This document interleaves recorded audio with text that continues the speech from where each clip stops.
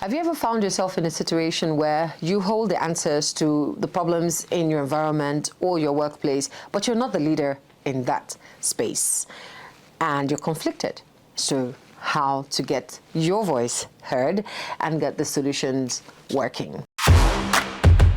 On Power Chat, we talk about everything that's got to do with leadership, enterprise, business, whether small, medium, or large enterprises. How to get your voice heard and get the solutions working. Welcome to this week's episode of Power Chat, right here on Democracy Radio 104.9 FM, Abuja, Nigeria. Well, today on Power Chat, we'll be looking at leadership behind the spotlight. My name is Uju Onwachukwu, Her Vocal Majesty, and it's my absolute pleasure to be here with you this wonderful, wonderful time of day. I have a very special guest in the studio. He's special because he's well seasoned. I'm talking about a seasoned broadcaster and media professional who has had a significant history with Channels Television, rising to the position of editor and head of repertorial. He anchored loads of programs during his time as Channels TV, Echo Africa, the environmental magazine program, Sunrise, the Saturday Breakfast Show, Face Off, the debate program. He has also anchored and co-anchored host of other programs. He's a fellow of Nigerian Institute of Social Media Analysts. He's also a member of the Nigerian Institute of Public Relations. He is a person who volunteers with some charity organizations, including the Lions Club International. He's an alumnus of the Deutsche Welle Academy, Germany, and he's a convener of Conversations for Men platform, as well as Men Square. Ladies and gentlemen, let's make welcome Mr. Nyota Egbe. Thank you. But you have been on our screens for ages. When you use the phrase seasoned or the word seasoned, I just think about barbecue chicken. I know. Dripping with some oil. Yeah. Okay. Well, thank you for having me. It's a pleasure. So, from personal experience as well as feedback we've had from colleagues, friends, family members, and whatnot, you have been described as somebody who doesn't sit back and watch something go bad or go wrong. Correct. So you're the perfect person to have this conversation with. Ooh, okay. That must be a very deep You want me to research. name names? No, we're not naming names here. Okay, so we're talking about leadership behind the scene. Yeah. Leadership, naturally, people expect that you're in the forefront. You're the top gun. You're the one who makes the decisions. However, we've also been taught that leadership is much more than just a position. So in situations where people hold the answers to certain challenges where they find themselves, but they're not the leaders. They're not the top gun. They're not the top gun. They're not the decision makers. They're not CEO. They're not MD. They're not founder. They're nothing, so to speak. They're just a team member. How do we get such solutions across without seeming standoffish or looking like we're about to throw someone off their position? Yeah. So we need to pull back a bit and go back to the definition of leadership. Leadership is beyond position. Anybody can occupy a position. Okay. But it's not every occupier of a position that's a leader. Now, it's very arguable. Okay. But you see, some people occupy a position because you need to do this, you need to do that, you need to do that. But what is leadership? Leadership is the ability to get a group of people or a person or to get somebody else, let me use that, to get somebody else to go with you towards achieving a certain goal, to get to a certain destination. Now, they go with you regardless of the circumstances. You're leading them. Okay. So that's leadership. Leadership is about service, the willingness to bend backwards, to make things right, to get, as I said, a people from one place to the other. That's leadership. Now, so do I need a position to be able to sweep a dirty floor?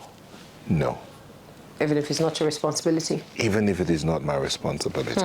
So I walk into this place and I see that the table's a mess. But we're about to do a recording. And that recording requires that this table's white. But because of maybe some work that was going on around here, the table's all dusty and it's all looking brownish. Would it look good on camera? No. Okay. Is it my responsibility to clean the table? No. Is the person that's going to clean the table around? No. How much time do we have before we start the recording? In about 2-3 minutes. Do I have what it takes to clean that table? Yes. So just get up and get it done. Okay. And then later we can discuss whose responsibility is what. So if we keep waiting, for the person to come, then we're not leading. So as I said, leadership's about service. Leadership's about moving things to where they're supposed to be, from where they are to where they're supposed to be. You don't need a position to be able to do that. So in other words, one can practice leadership without the spotlight, without attention. Okay, so in the John Maxwell team, we're taught to lead from where you are. Okay. From where you are, you can cause change. From where you are, you can create the impact you want to see. So there was a book I read when I just left the university. It's called Rules of Work. Okay. And in that book, I mean, when did I leave the university? Some almost 30 years ago. Okay. But I have not been able to finish that book till today. You know why? Because at every point in time, you need to practice what you're reading. Right. So you hear things like, you don't attack your leader or your boss. You make suggestions to your leader. Okay. So I come in here and I see that things are not working. I'm not the one occupying the position, but I need my boss's permission to change things. So I let my boss know, this is what needs to be changed. We need to do this and that and that. And my boss says, okay, I'll get back to you. And he doesn't get back to me. So I'm waiting. And things are going south, but I'm here. Question is, where I am sitting, what am I doing? Where I am sitting. Am I waiting for my boss before I can clean this chair where I'm sitting? Or ensure that my environment is neat? Am I waiting for my boss's approval? Okay, I say, okay, because my boss says I'll get back to you, I will not go home, go take a bath. I'm waiting for my boss to get back to me. I'm using practical things. So my boss says I'll get back to you. I need that permission to be able to move this table from here. But first of all, he hasn't gotten back to me. The day is winding down. I'm waiting for him to get back to me. So I don't move. I don't go home. I don't take a bath. I'm still waiting for him to get back to me. Guess what? Things will continue to go south. But if I'm waiting for him to get back to me, what my boss will be looking to see is, what's he going to do if I don't get back to him? That's kind of tricky, because it might be termed insubordination. I give you an instruction, don't move until I get back to you, and you moved. Good. So insubordination would, if the person comes in to say you're insubordinate because you moved to go ease yourself, or you moved to tidy up where you are, you've not touched the table. You just want to ensure that this chair is clean and the environment around this chair where you are is okay. You're rendering service. And any right-thinking leader, any right-thinking leader will look at that and say, okay, you know what, now having done this, what do you need to take care of the table and get you to move forward? That's when you need your leader's permission to move that table. But if it is not something that requires permission from you, let me give you an example. In working in Channels TV,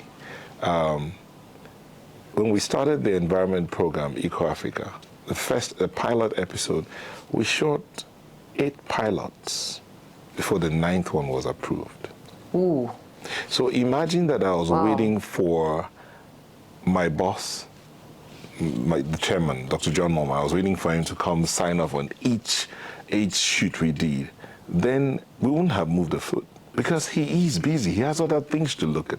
I am producer and presenter. I have other producers working with me. I have a team I'm working with. I have researchers working with me. So we look at it, we finish the shoot, and we come back and we sit down and we're all watching. We're like, this is not nice. The audio is not too good. The background is not nice. The way you entered on that location is not too good. Let's go back again. Okay, this location, it's tacky. Let's change location. And we continued doing that until we got the right location for that pilot.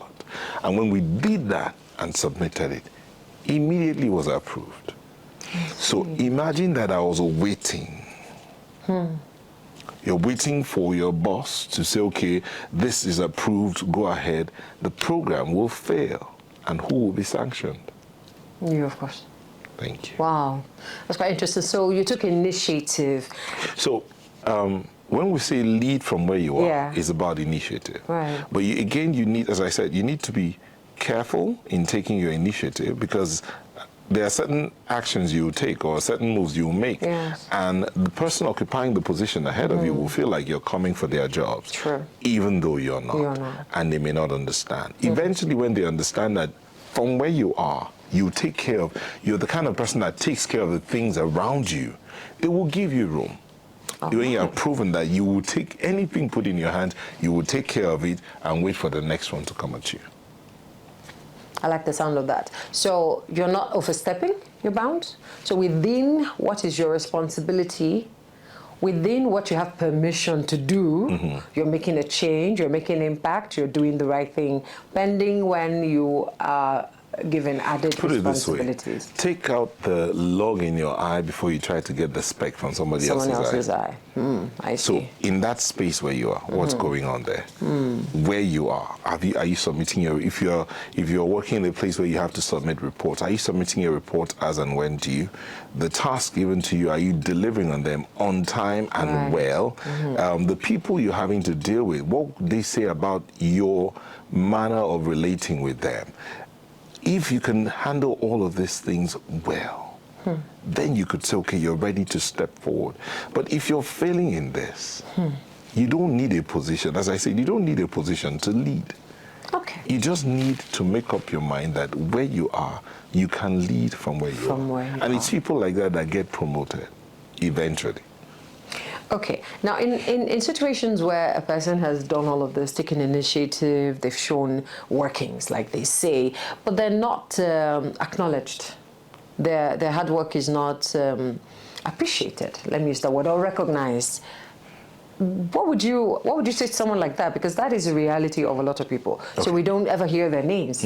Well, they are the ones behind all of the successes that an organization puts out, whether it's intentional or not. That's just the situation. What would you say? So it can be painful. Very. And you could decide to throw in the towel and walk away. Okay. Or just occupy space. I'm trying to, I like to use analogies. So you have a rolling stone gathers no moss, right? Yes. So you keep rolling and you're gathering no moss, but what are you doing? You're destroying things. So you come, they don't appreciate you, you move. So the next day, they don't appreciate you, you move. You're just destroying things and you're going away. But imagine that you're here, you're not recognized, but you're doing what you're supposed to do. With joy in your heart, personal decision that whatever is placed in my hand will not fail. I will deliver whatever is placed in my hands. In other words, I may not have control on how you react to me. Okay. I may not have control on how you treat me or whether you recognize my efforts, but I have control on how I produce what I need recognized. So I will produce it well. I will do it so well that should you not recognize me and eventually I need to step out, you will see that there is a vacuum that's been created. Right. So decide. Do you want to be, as I said, there's a song we used to sing growing up, we would only remember by what we have done. Yes. And I heard it again a couple of days ago. How do you want to be remembered? Do you want to be remembered as the vocal queen that could not produce words? Or that could not pronounce words very well? Do you want to be remembered as vociferous anchor everywhere but nowhere? No depth, no value, but you're always on that seat. Is that what you'd be remembered for? Or do you want to be remembered as that anchor that would sit down, go in depth into a conversation, deal with it from start to finish, and you're sure that there are facts delivered to the hearer? How do you want to be remembered? Think about that when you're saying, I'm not recognized, so I need to move. Okay, you can move. Where are you moving to? You go to the next place, Would they recognize you? What's the guarantee that you'll be recognized? Right. They may not recognize you. You go to another place, they may not recognize you. What if you stayed where you are and do what you're doing? Do it with all of your heart. And when it's time to move, now I see you smiling. Yeah, because then do it with all of your heart. because there's a school of thought that says that you should not linger where you're not appreciated. Instead, you should, where you're being tolerated, go to where you're being appreciated. How do we link this, or how would those people who will be appreciating you, yeah, how would they appreciate you when you are recalcitrant, when you are nonchalant? You're there, you're not doing what you ought to do. Okay. That value you say you want to, you have to deliver. Yes. I have value to deliver. You're not delivering it because you're angry. You've not been appreciated, so you sit down. Right. You're not doing anything. Wow. So I'll tell you a quick story. Back in the university, I had a friend who was a music director. And throughout the years he was music director in that church, he felt he wasn't being appreciated. So I asked him a question. What are you doing? So because you're not being appreciated, you're not bringing out new songs, you're not training the choirs you ought to, you don't come for rehearsals, and when you come, you just breathe in hello, okay, you guys do that, and you walk out because you're not appreciated. Okay. So eventually, and incidentally, and eventually, the pastor came around and said, I was watching you. For me, it was a test to see if what you were doing, there was a consistency to what you were doing. Just when the week the pastor had decided, okay, I'm going to take care of this guy. I'm going to show him some appreciation. That's when he started his.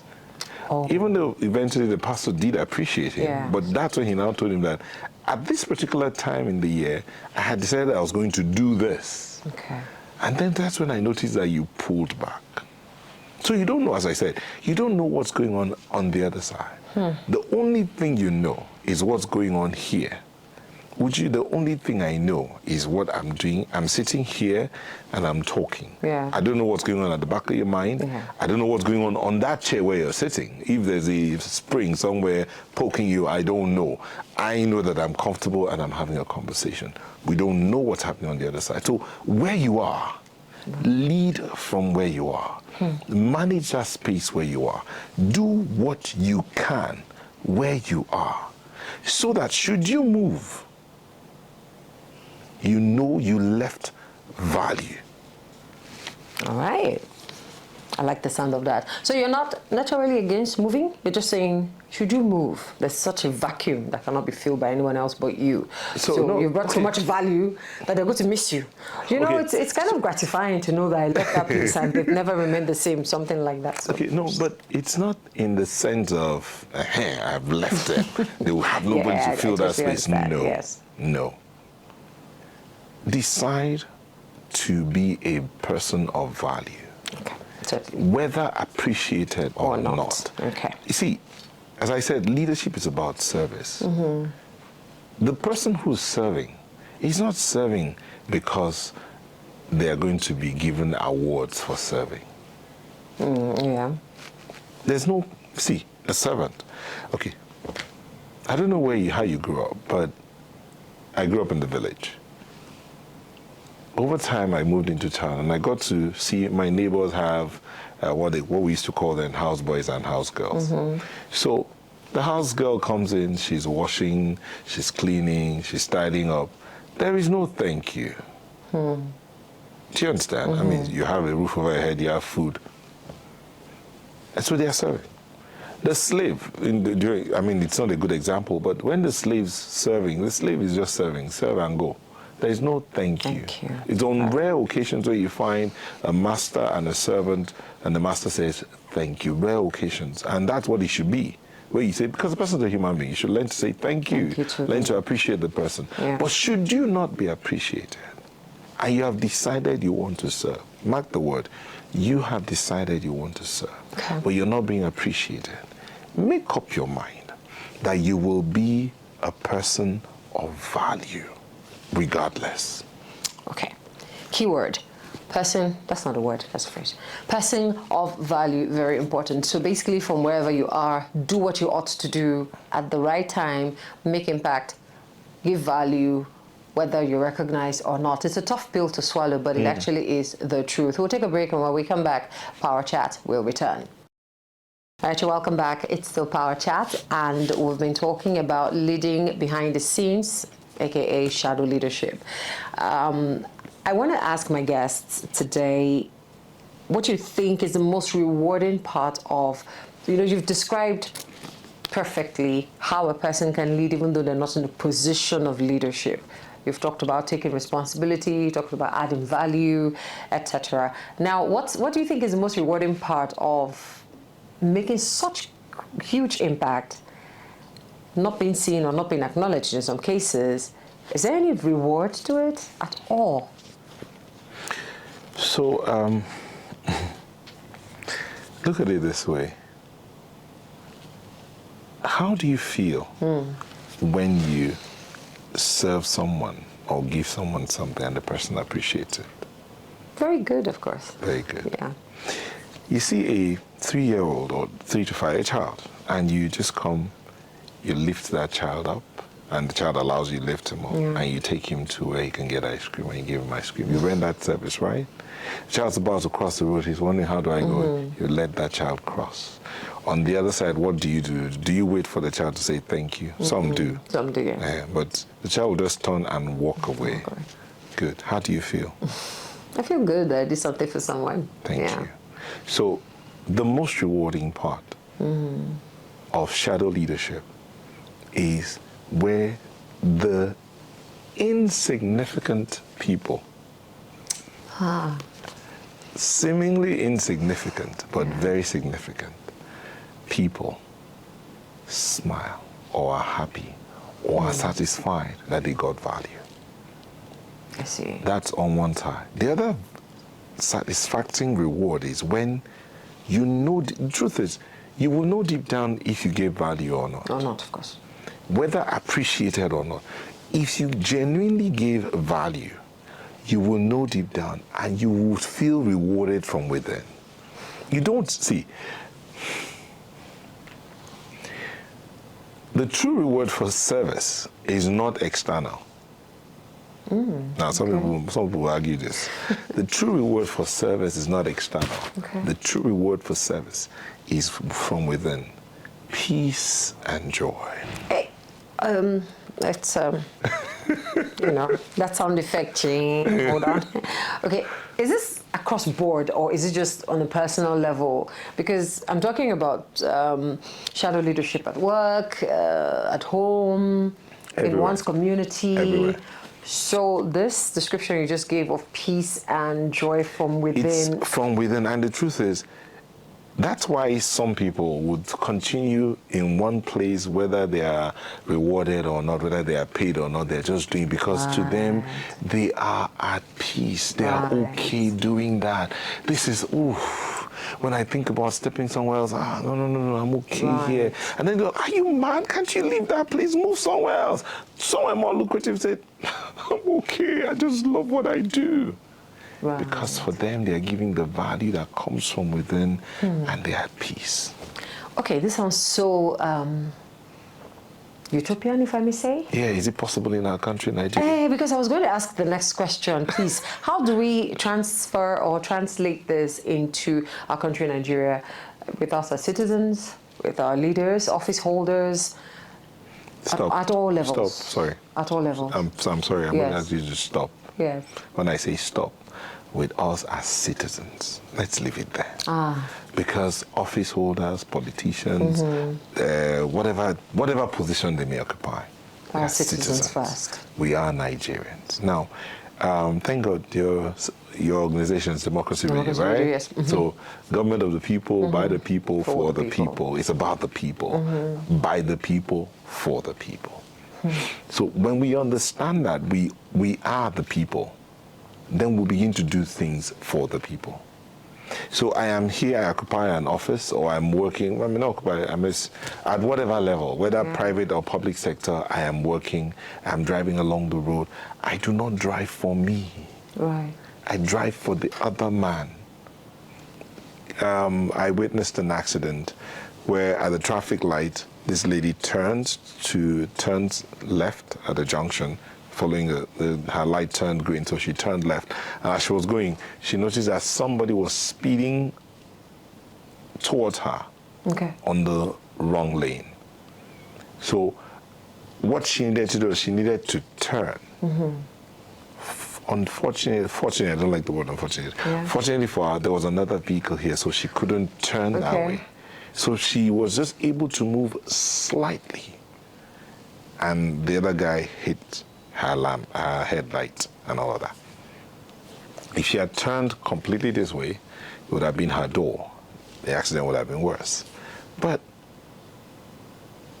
that happened. And the man, the driver of the other vehicle, jumped down. I am sorry. Oh. I came out of this gate to turn into this gate. So I was racing.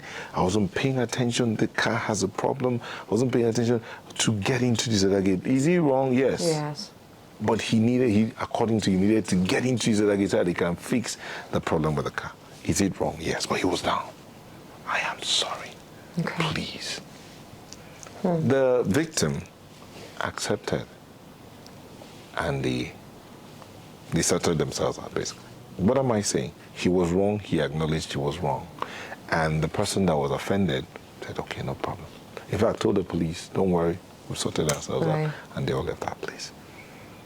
For the person that was offended, that was value given to this man. Because guess what? It turned out that the man is one of the internally displaced persons. He has not lived in his community for over 10 years. He's been living in a camp. So he came to that place to sell some of the produce from his farm, and the car was having an issue. So the mechanic was in the next compound. Oh. So he was just, let me get there before I even needed to leave the car there.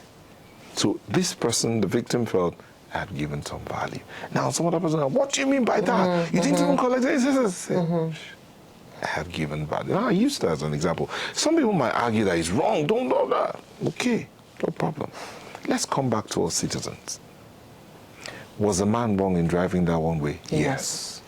As a citizen of this country, there are laws, you obey them. Were the police right in saying, no, let's go to the police station? Yes. But they also thought that if the two people, the offender and the offendee, have settled themselves, there's no point stretching this too far. They can sort themselves out. In our generally speaking, how do we report to work? When we are at work, are we doing what we're supposed to do? We say, problem is the politicians. But are the politicians, do they remember that they are citizens of this country? Yeah. Do they remember that there are laws that they are meant to obey? That you are occupying an office might give you certain privileges, but you're still a citizen of this country. Shadow leadership. Okay. So I work in an office where there's a minister, there's a head of service, What time do I come to work? So I'm waiting, the minister has not come. So I came in by 10 o'clock. I'm supposed to be at work at 8:39. But because the minister is not there, I can come to work late. Am I moving the files as I'm supposed to, or am I waiting to be settled before I move them? I, as a minister, am I jumping the traffic lights, or am I obeying the traffic lights? Do I come to work in time? I'm not a career civil servant. I've been appointed. So does that give me certain privileges above the law? No. I'm a career civil servant who has grown up to a certain level. Do I have certain privileges that are against the law? No. Even the privileges that are in line with the law, but we abuse them. I started with the man who is the farmer, the internally displaced person. What about the people who are pushing the carts in the market? Are they supposed to be pushing their carts anyhow, injuring people? No. Do they understand that they are citizens of this country as well? No, it's my turn. I have to get my own. Because those politicians, I have to get. So understanding that we are citizens of this country, that we all can lead from where we are. From my spot, I can lead in my house. So how does this translate to, because we do have people who have this mindset, let's be honest. Not everybody is crazy here. But then when they find themselves in positions of authority, they're influenced. And so where does all that good value just disappear to? Okay. They're overwhelmed and they're influenced, and then they go with the flow. You can't beat them, you join them kind of motto begins to play out. Some have refused to be influenced. Few. Some have refused to be influenced. Okay. And some people have used their seeming ignorance of how the system works to deal with them. Make money off them without their knowing. Yes. But there are those who have refused to be influenced. And still there are some who have carried their principles and values and brought them into their positions of authority and enforced them so that everybody aligns to his principles or her principles and values.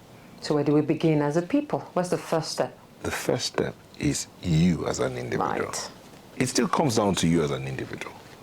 Decide that I'm a citizen of this country and I want to make a difference. I want to add value. In that position I'm occupying, I want to add value. Whether at the bottom or at the top, let me add value. When I add value, guess what? Things will move smoothly. When I'm the gate man, someone's coming in. Yes, please, what do you want to see? I keep telling the story of how a policeman, I was in shock. We're coming from the airport in Port Harcourt, and they stopped us. Please, can I see your particulars? I was behind, and I was like, did he just say, please, a policeman? So the driver brought out his particulars, gave him. Thank you very much.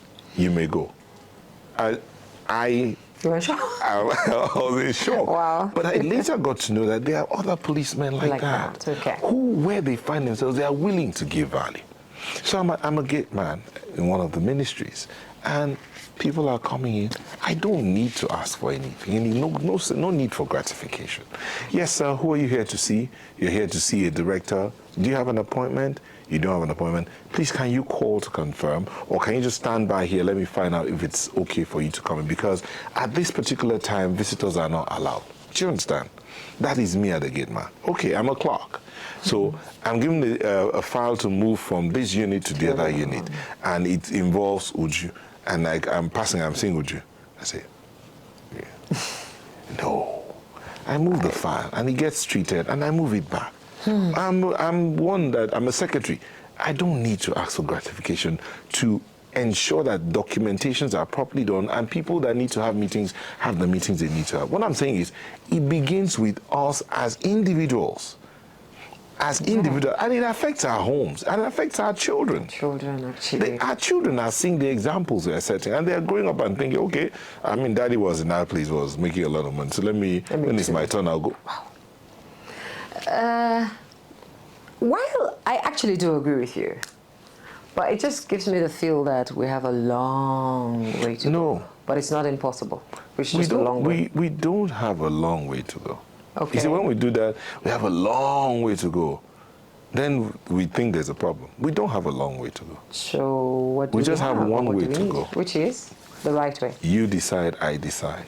Nigeria is a beautiful country. Nigeria is a blessed country. Yeah. If each of us decides to make a difference where we are. Honestly, we decide, you see insecurity, we'll kill it. We see hunger, we will kill it. Whatever it is, economic downturn, we will kill it, because we've decided that where I am, I will add value. Leave the politicking. Okay. Leave the politicking. No, we can't take out politicking. Leave the partisanship. That's the word. Okay. We can't take out politicking. Leave the partisanship. Okay. Let's work for our country. Awesome. I don't know, maybe you have 3 passports. I have only 1. Okay. Are we declaring our citizenships here?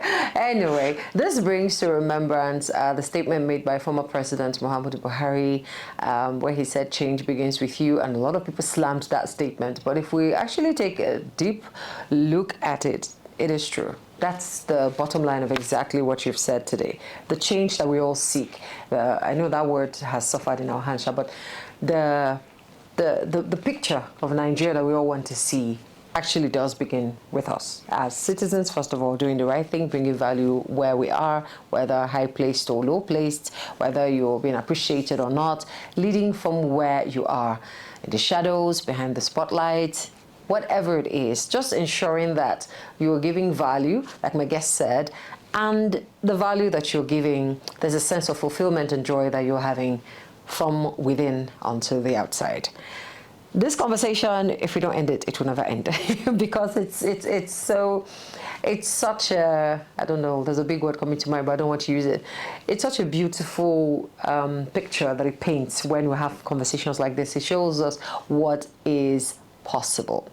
But the beautiful thing with something beautiful like what is possible is that we need to take responsibility. You need to take responsibility. I need to take responsibility. It's been an absolute pleasure talking with you, Nota. Thank you very much for your time. We will be putting up Nota's Instagram handles so that you can follow Conversations for Men and Men Square, because he's very passionate about everything that has to do with men. And we know that as leaders of the homes, men play a pivotal role in how society turns out. Well, they say it's women, but I think men actually play just as equal and important role. My name is Uju. Thank you for hanging out with me on today's episode of Power Chat. Subscribe, no, in this order. Like, subscribe, and share the video to your friends and family. And let's get started on the journey to making Nigeria the country that we all want it to be. Enjoy the rest of your day. Ciao.